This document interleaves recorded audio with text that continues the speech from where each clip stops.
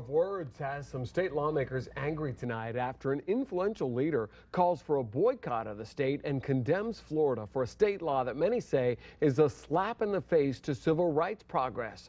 4 in your corners, Kelly Stegeman live with more on the leader's visit to the state capitol, where he called Florida toxic.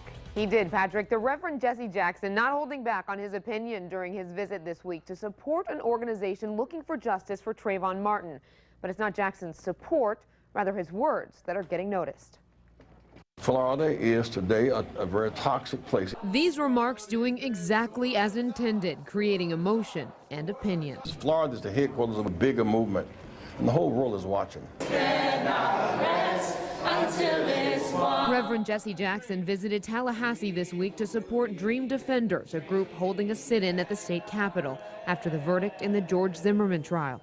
This is an emergency. The group is calling for the repeal of the state's Stand Your Ground law, and Jackson standing his ground and refusing to apologize for not only comparing Florida to the battleground of the civil rights movement, Selma, Alabama. So this is the Selma of our time. This is the transformative moment for this time. But also comparing Governor Scott to then Governor of Alabama, George Wallace, who was against civil rights.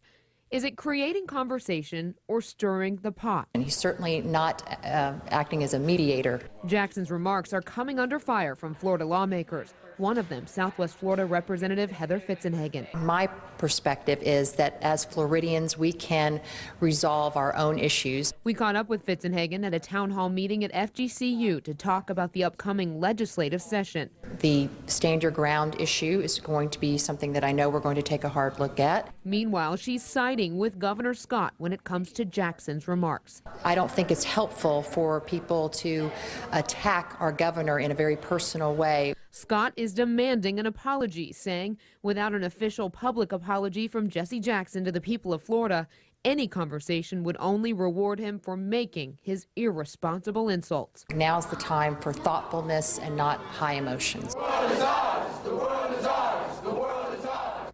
And Jackson says he won't apologize. I reached out to the president of the local NAACP chapter, who says this country has benefited greatly because of Reverend Jackson, and says the facts speak for themselves. Kelly Stegeman, Fox 4 in your corner.